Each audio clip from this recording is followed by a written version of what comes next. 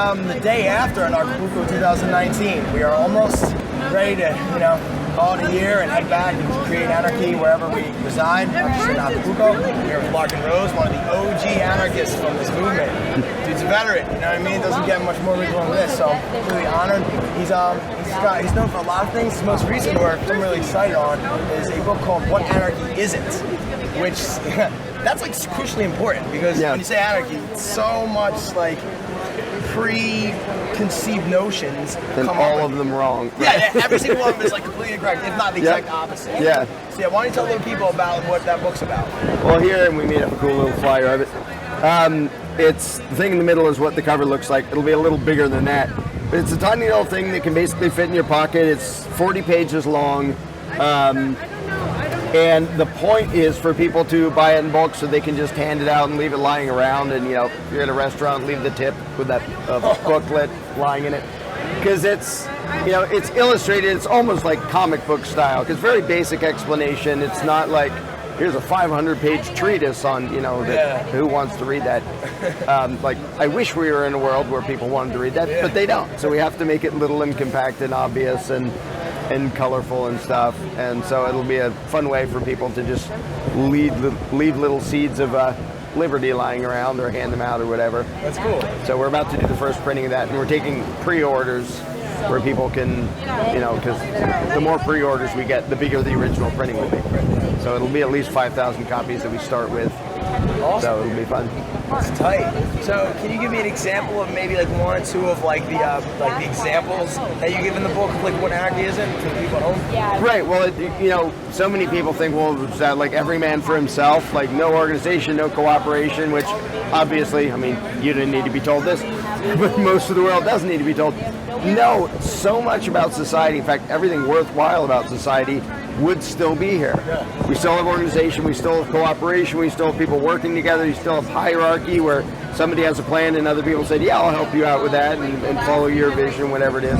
The one thing you don't have is the loony, horrible, destructive notion that we should let somebody force their plan on everybody else. Yep. Where they basically have an exemption from morality and they get to make the rest of us obey. And that's literally the only thing government adds to society is the illusion that sometimes violent aggression is okay. Yeah. Like if it's legalized and voted on and legislated and all that silliness. And so the booklet goes through that, and it doesn't mean every man for himself, and it doesn't suddenly make us all like violent cannibals and stuff. Like the morality we have already comes from us. Yeah. It's not like we're evil things and then we read a law and went, oh well, now we're going to be good.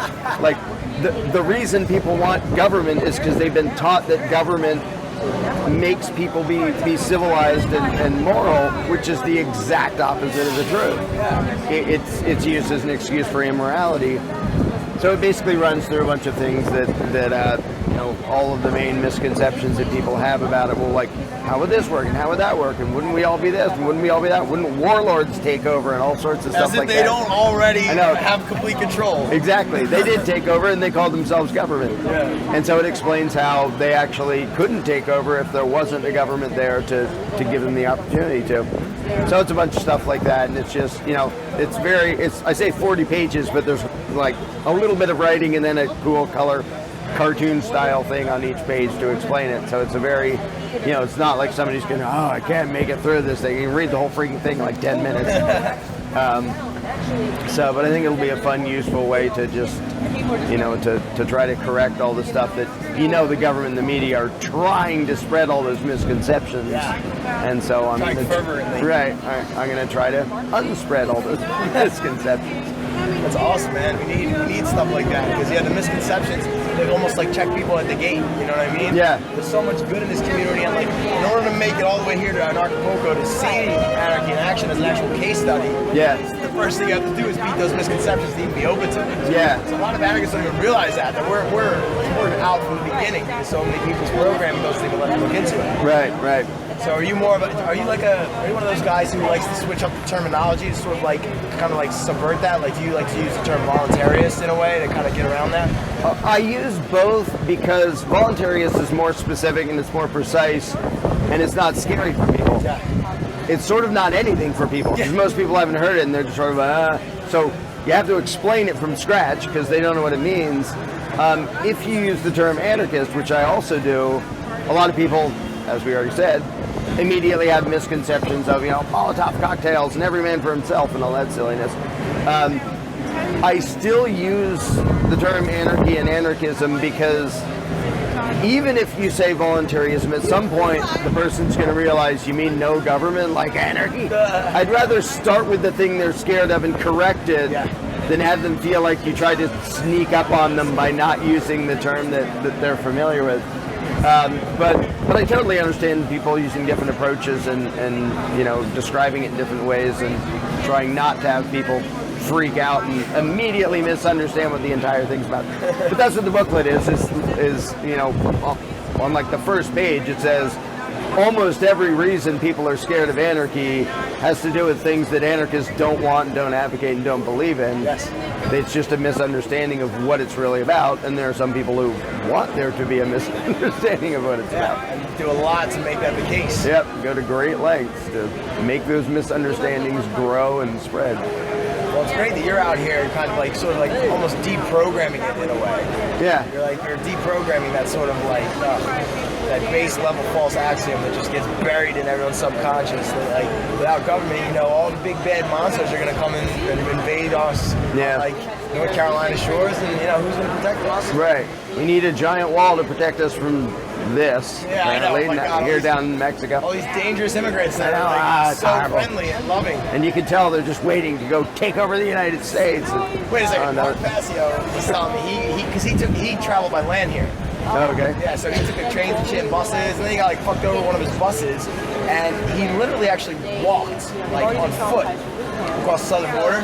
Not only was it like pathetic, the security check, but he handed his passport to the guy, and it was like, dude, straight up, like, didn't even take his passport. I don't even want it. Yeah, Okay. so like, all right, that's the government that's going to protect us from these monsters. They just let people walk in. Fuck your passport. I don't even care. You know what I mean? And it shows that it's just about training us to be livestock. Yes. Like the TSA and all their, e-stripping and groping and crap, and they've caught a grand total of 0 terrorists. Like, it has nothing to do with security. And every once in a while they do a study and like, let's see if they can detect a gun. Nope, gets through like 90-some% of the time. So it really is just about training us to expect to be treated as livestock and to cooperate with that. It has absolutely nothing to do with keeping us safe, and that's so true of so many things of, well, we need to spy on you because terrorists, and we need to be able to search people because drugs, and all these stupid excuses, and it's always just, no, they're just, the thing they're protecting somebody from is they're protecting their power from people who want to be free, and that's all, and everything else is just putting on a show to try to pretend it has something to do with protecting us, and that's never been true. Right, it's always about consolidating power, and they sell it to us through fear manipulation. Yep. Right, like the CSA, it's essentially all that just like a psyop, and literally just has you in a constant state of fear, like, oh my God, Daddy's gonna kill me. You know what I mean? If you want to get psychological, like, Daddy's gonna kill me if I don't obey the rules. You know what I mean? Yep. It's all those people who kind of got that program, whether it's from school or their parents who got it from their parents. That's the condition, and that's what they want to be like the accepted norm. Yeah. So people just go, oh yeah, everyone's dying, like they're stealing money from us. That's how it is. It's just like yesterday, so everything's fine, you know what I mean? Right. You get desensitized to it. And I mean, I've been an anarchist for 22 years now, so I've seen it enough, like things that are happening today that if they can't just do it in one big step. Yeah. Like they have to slowly scare people into putting up with one little more, violation of their privacy and their rights and everything else, until they get used to that one, and then they nudge a little bit more. But to the point that now they, their tentacles are just in everything, everywhere. You can't collect rainwater on your, the list of ridiculous things like that is just to call the U.S. the land of the free is just stupid. Really, anybody who uses that label for the United States of America is just stupid. I don't know a nice way to say it. I know. Like, there's literally nothing, you can do in the U.S. without needing permission or making sure you have a permit or pay a tax or, abide by 700 pages of regulations that nobody's ever read. It's just, but because it snuck up on people slowly, not only do they go along with it and think it's necessary and legitimate and feel bad about breaking the rules, but they still call it the land of the free. It's like, They could put you in a freaking cage and you'd still be saying, this is my free cage. Like, this cage protects me from the terrorists. I know. This is keeping all the scary people out by a nice little jail cell. It seems to me like so almost like a form of Stockholm syndrome. Yeah. You know what I mean? Because I was actually, when I was, I lived up this like tiny ass block, and for like years, dude, I'm talking like almost like a century without the park on the side. It's like South Philly, it's really tight, it's all weird parking. Right. And they still like let people park in illegal places, but like slowly but surely they've been like slowly saying, all right, you can't park here now, you can't park here now. Yeah. So they started doing that on my block, and it's parking shit up there. So like, thousands of dollars I've had to forego to these people just for not bothering a soul. Everyone in this street parked here for decades, and we were all told we couldn't. So one time I got so pissed off, it was like snow, and I was getting a ticket. I was bombing snowballs in one of the fucking meter maids, crushing it, dude. And then she was like, as soon as they called the cops, because they're like technically an officer, some bullshit. So I bailed, I got away, you know what I mean? I just took my car bounce. Bro. Snowball terrorist. Yeah, you won't believe the half of it, bro. This lady, actually, because she's connected, found some sort of a judge who would issue some sort of a body warrant and got some bounty hunter cop to knock on my door 3 weeks later. And he tricked me too. Check this out. As soon as the cop knocks on my door, I don't say anything, right? But it just so happened that somebody ripped off my front bumper like 2 days before. So my car is chilling in a legal spot, but it's got its front bumper on the floor. Right. So this cop like lies to me. He's like, dude, like your car is like bumper's on the floor. And, you know, we just need to know it belongs to somebody so that, you know, it doesn't get towed away. Right. Like, oh, fuck, like, what's this guy talking about? It was 3 weeks after the incident, so I'm like, all right, yeah, it's my car, I'm gonna fix it. And he goes, all right, so you're Carmen? And then he served me. He goes, all right, I'm ready to step out of the house, put me in handcuffs. Pull me out of my own house, dude. Pull me out of my own house. On a Sunday, no less. I was playing fucking Zelda, and then I left the fucking N64 on. I went to the holding cell, and since it was Sunday, because the government is such an efficient and powerful, like, you know, machine of, you know, saving the world, they couldn't get a magistrate in front of me, so I had to spend the night in fucking a cell. You know what I mean? And I remember feeling Stockholm syndrome. Yeah. I remember being like, fuck, like, oh man, like, the only people who can like help me right now are these fucking jerk-offs. Yeah. And so like, there's this part of you, that like scared part of you that's like, oh man, well maybe I should just be nice to them, you know what I mean? And I was like, hey, fuck that, like, hang on, fuck these, they're the reason I'm in here. You know what I mean? Without these guys, I would be back at my house killing the water temple. Yeah. You know what I mean? Like, but now I'm sitting in this fucking cell. So I ended up like, once I had that realization, I just did like super spiritual shit. I was just like meditating, I was doing yoga, because it's cold, it's cool. Literally, I was cold. So I was doing yoga to actually increase my body heat. And this awesome benevolent government that's just looking out for my best interests. If I didn't know yoga, I might have gotten frostbite, you know what I mean? Fucking throwing snowballs. I didn't know I was assaulting people as a kid when I was having snowball fights. Violent terrorist. Well, my first talk I gave here in the advocacy stage was called Guilt-Free Freedom. It's actually already on YouTube if people search for it. And one of the main things is just about how because of the indoctrination, our own minds act as collaborators with our oppressors. Because most people, if they get pulled over by the cops, they're like apologetic and feeling guilty, like, oh, I didn't know I had the wrong sticker and something in it. Like, the guy just threatened you with violence, because that's what turning on the lights means. Pull over or I'm going to beat the hell out of you. And then tried to rob you, and you're apologetic because of some obscure, victimless, idiotic requirement.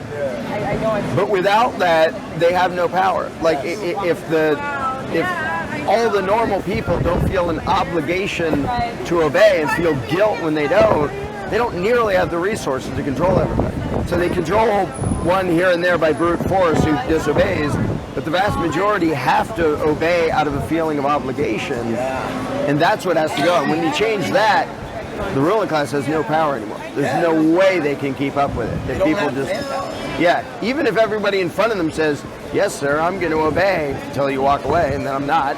But, like, even if people just did that, so, you know, you can still do the self-preservation routine when they're right in your face, but when they're not, who cares? That's literally my ethos, man. Like, I'm literally like, all right, you're a dumb idiot government worker. I'm probably about 5 times as intelligent as you, and I don't like to manipulate people. I actually don't. But if I'm in a situation where I'm under duress, you bet your ass I'm going to fucking Jedi mind trick the shit out of you, stupid prick. You know what I mean? Like, for real. Like, don't come in here with this, like, authority and this pompousness. They always come with, like, this...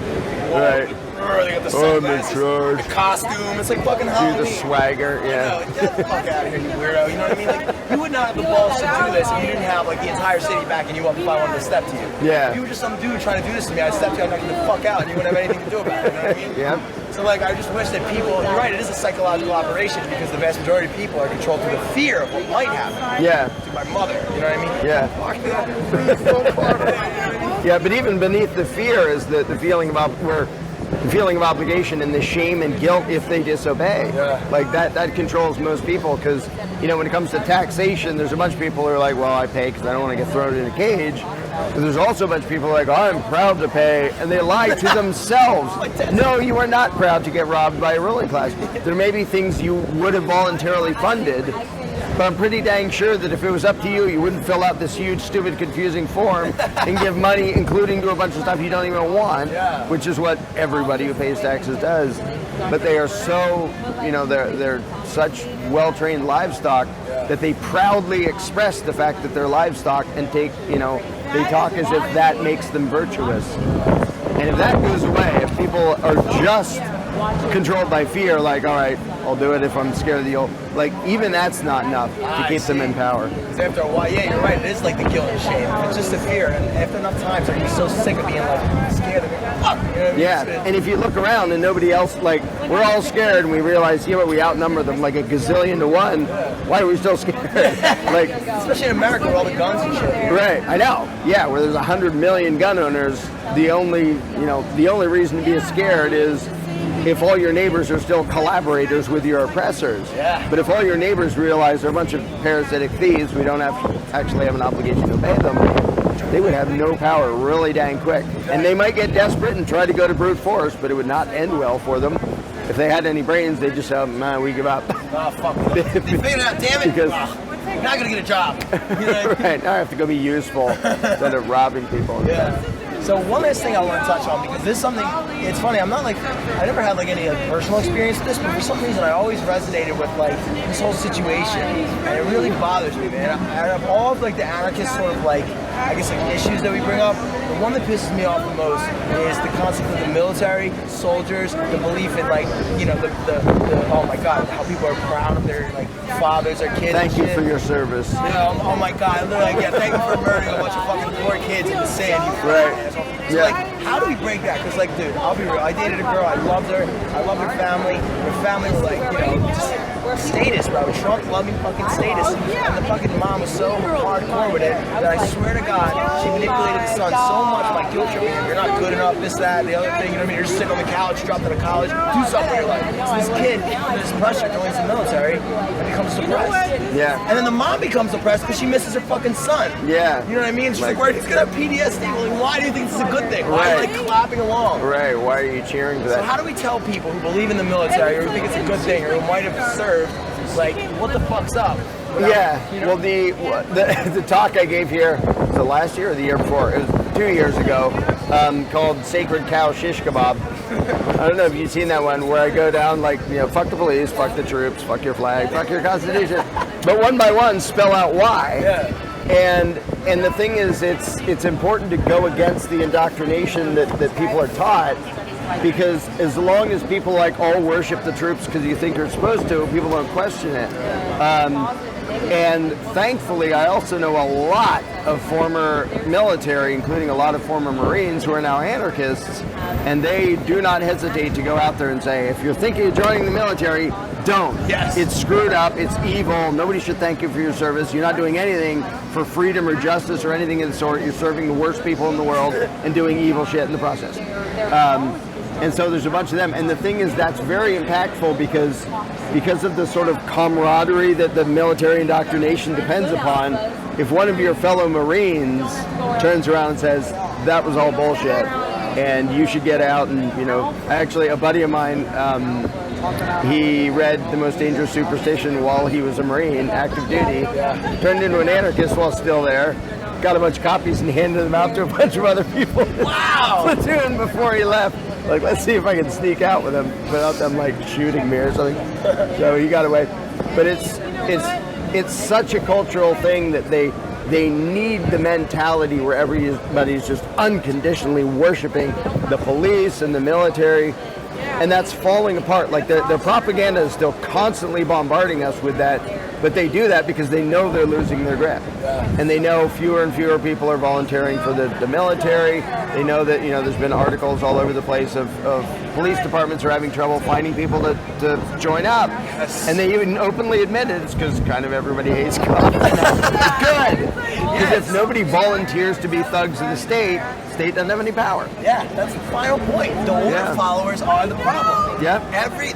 This is the rationalization for all of this. Oh, stop giving that cop a hard time. Stop giving that taxman a hard time. Stop giving that toll person a hard time. They're just a person trying to get buying shit. No, they're literally working with the fucking cartel to fucking rip you off. Yeah. There's nothing honorable or forgiving about that. And in fact, they're the ones pulling the trigger. They're the ones doing the action that results in the harm or that creates the fear, gives the power to people. They might be given the orders, and the order givers are really at fault as well. But the order followers are in no way less or absolved from any of the damage they cause. They're the most damaged. They're the ones on the front line doing the actual damage. That's why my guilt-free freedom talk was a lot about that, of how we're oppressing ourselves. Because we go rah rah rah troops, police, and then some of us volunteer to be our oppressors' helpers and come oppress us. It's like, I'm proud of my son. He helps my oppressor to rob me and boss around our neighbors and stuff. Like, stop being proud of that. Like, it's like being proud of your son for being a carjacker. Like, not really a good thing to be proud of. Exactly. If you take the state brainwashing aspect out of it and just look at the action solely on the action, anybody would, literally anyone would be like, that's wrong, you're proud of that. Yeah. But if you dress them up in a costume and you give them Give them a 25 badge years, and say it's a law and yada yada. write some shit on paper, here's some metal on my shirt, look, the metal is shiny. Look how important I am. You didn't bring a medal to this altercation. I did. You're so stupid. Well, thank you so much for just talking about this stuff, man, because people need to hear it. Thanks for writing all your books. Dangerous Superstition, one of my favorites. And this new one is, I think, super necessary and also going to be super interesting. It'll be fun. So thanks for coming here. Thanks for sitting down with us. Larken, you're the man. Yeah. Oh, and check this out. We're actually doing a conference in Philadelphia akin to this called Anarchapulco. We have a lot of people coming over. We're pulling them. We have a budget. So we'd love to pull you in as a speaker because you have a very powerful voice in this movement. So I have heard, what are the dates of that? Do you know? Philadelphia Harvest Moon, September 14th through the 16th. September 14th? Okay. By then that should work. And you're close to Philly, right? Well, I'm migratory. At this point, I'm in Arizona a little bit more often, but I still go back to finish stuff, and because I'm halfway, I'm building an addition there and stuff. Awesome. So I bet we can make that work. Sounds good. We'll be in touch, man. Thanks again, Larken. Excellent. See you around, man. Thank you.